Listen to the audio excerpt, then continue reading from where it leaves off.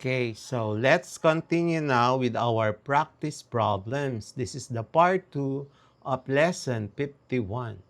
Number 7. An electric fan with a 75 watts rating runs for 8 hours a day.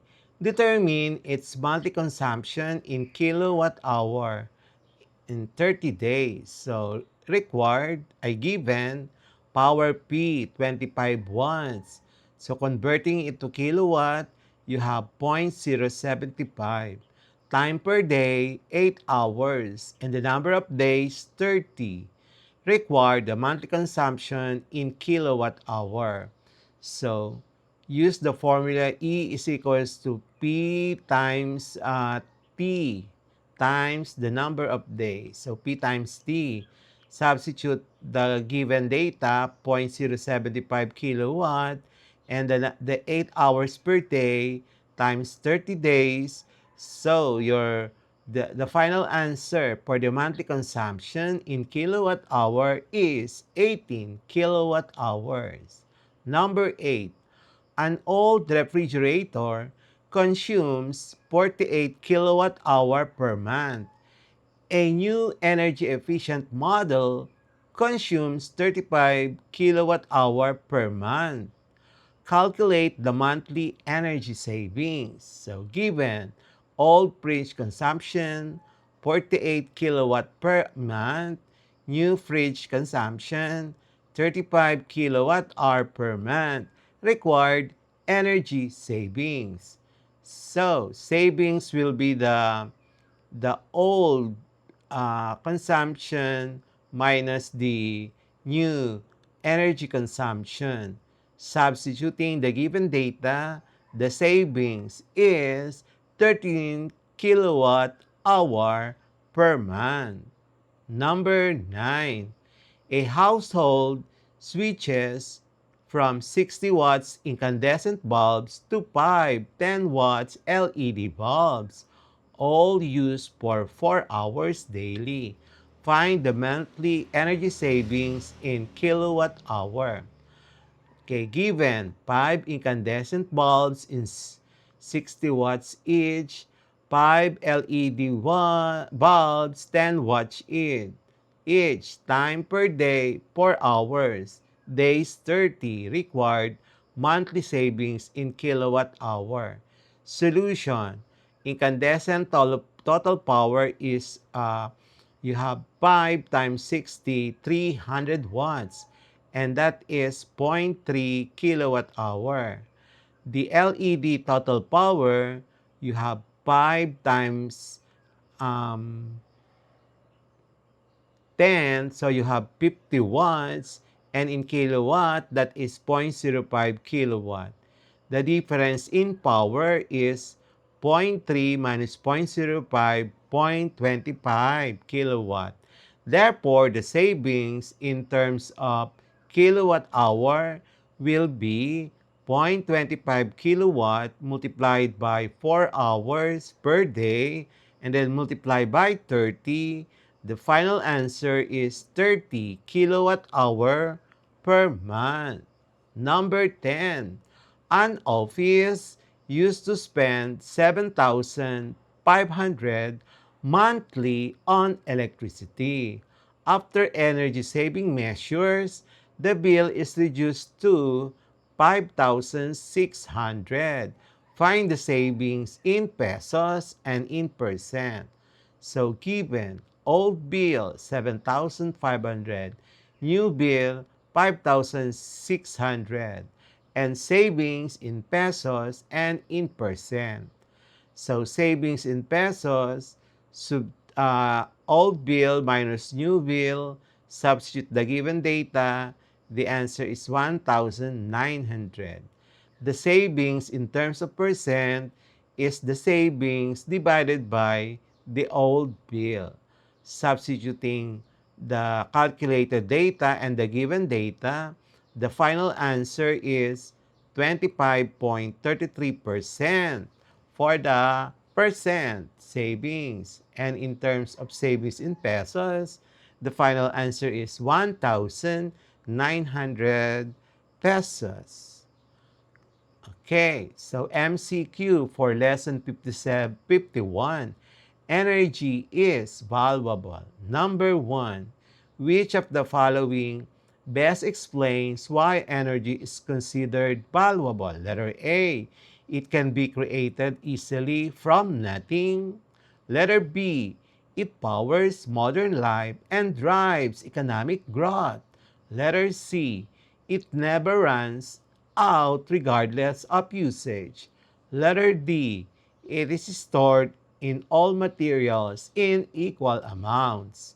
Number 2. What is the main reason we must use energy wisely? Letter A. Energy is cheap and unlimited. Letter B. Energy production can have environmental impacts. Letter C. Energy cannot be transformed into other forms. Letter D. Energy is free in all countries. Number 3.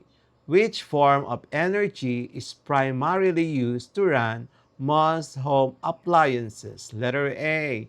Solar energy. Letter B. Electrical energy. Letter C. Nuclear energy. Letter D.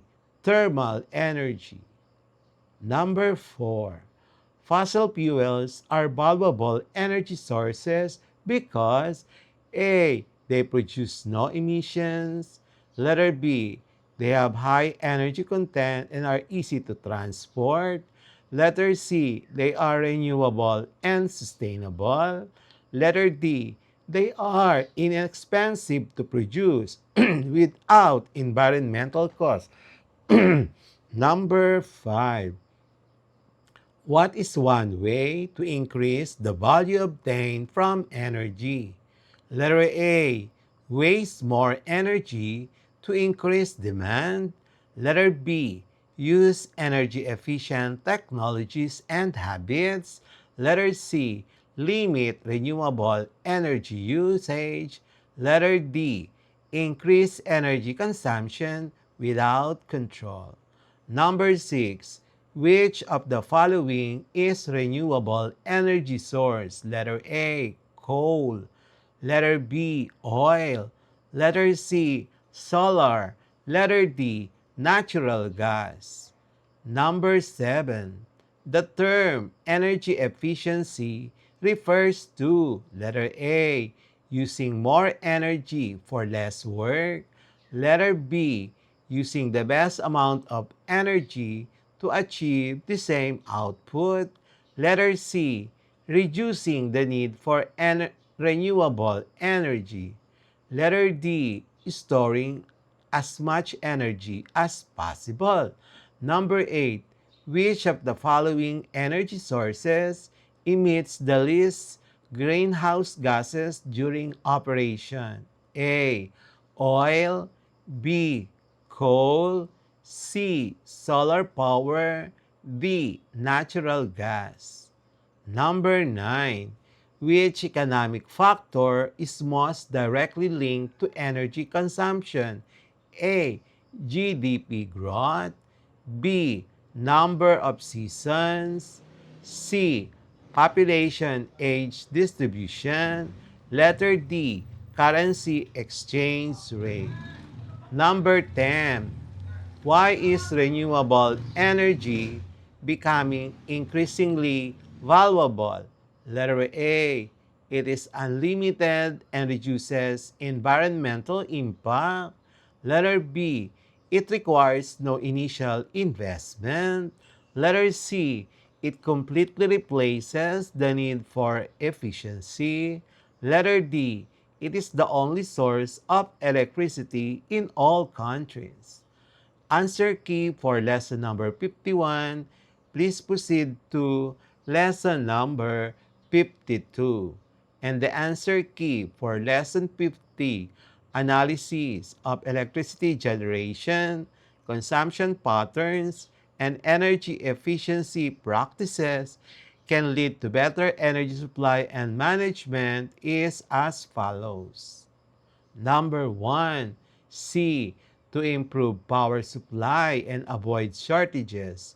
Number 2, C, Coal is a non-renewable energy source. Number 3, C.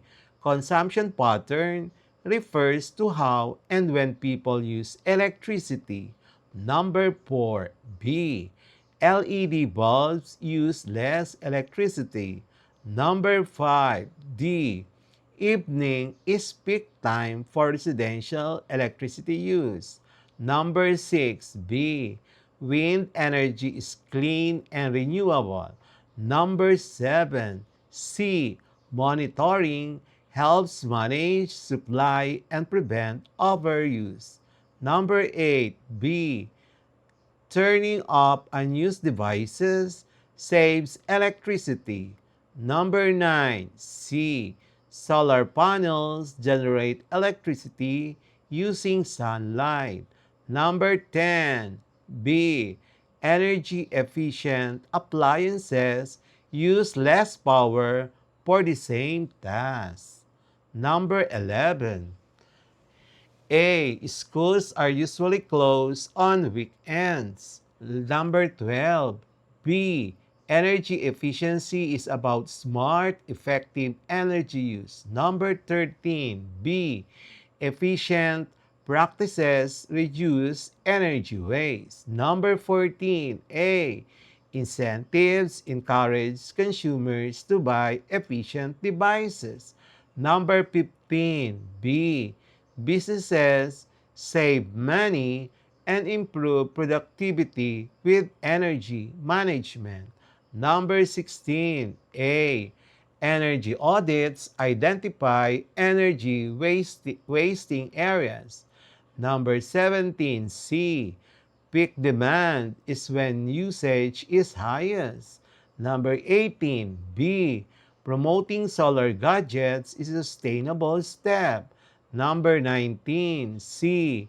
Ignoring patterns is not part of good energy analysis. Number 20. C. Understanding energy helps ensure supply and protect the environment. Okay, and that's it for today's lesson here on Smile Road. If you learned something new today, don't forget to hit that like button and share this video with your classmates. And make sure to subscribe and tap the notification bell so you'll be the first to know when a new lesson drops. This is Sir M, reminding you that learning doesn't stop after the bell rings. Keep asking, keep exploring, and always walk the road of knowledge with a smile. Smile Road, where curiosity meets discovery. Bye-bye. See you in our next lesson. Thank you, everyone.